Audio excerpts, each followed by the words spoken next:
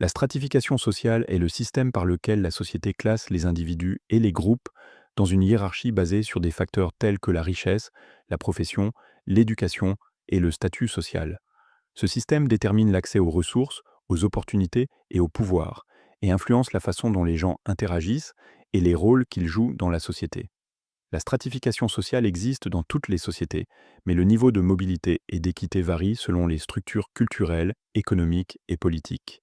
Certains systèmes de stratification, comme les systèmes de caste, sont rigides et difficiles à changer, tandis que d'autres, comme les systèmes de classe, permettent une plus grande mobilité entre les niveaux sociaux. La stratification sociale peut s'observer dans de nombreux aspects de la vie quotidienne. Un exemple est la stratification économique, où les individus sont divisés en différents niveaux de revenus, des travailleurs à faible revenu aux riches propriétaires. Un autre exemple est la stratification éducative, où l'accès à une éducation de qualité dépend souvent de la classe sociale et de la localisation, ce qui entraîne des différences dans les opportunités futures. La stratification professionnelle joue également un rôle, car certains emplois offrent une meilleure rémunération et un statut social plus élevé que d'autres. Même les interactions sociales sont influencées par la stratification. Un point fort de la stratification sociale est qu'elle peut créer une motivation pour les individus à travailler dur et à réussir. Dans les sociétés avec une mobilité sociale, les gens peuvent s'efforcer d'améliorer leur statut par l'éducation, le développement des compétences et l'avancement professionnel. Un autre avantage est que la stratification aide à organiser la société en attribuant différents rôles et responsabilités aux individus, ce qui assure que les emplois importants sont pourvus. La stratification peut contribuer à la croissance économique en récompensant l'innovation et la productivité.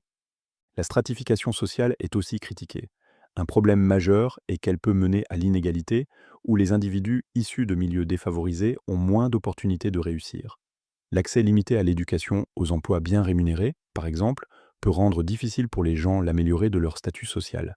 Une autre faiblesse est que les systèmes de stratification rigides peuvent créer des divisions sociales, ce qui mène à des tensions entre différents groupes.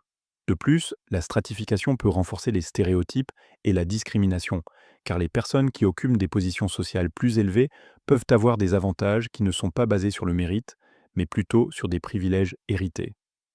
Une alternative à la stratification sociale traditionnelle est une société plus égalitaire, où la richesse et les opportunités sont réparties plus équitablement entre les individus. Certaines sociétés visent à réduire les inégalités sociales par des politiques qui offrent l'accès à l'éducation, aux soins et au soutien financier pour ceux qui en ont besoin. Une autre alternative est l'idée d'un système méritocratique, où les individus sont classés selon leurs capacités et leurs réalisations plutôt que selon leur origine ou leur connexion sociale, mais il est difficile d'éliminer complètement la stratification sociale.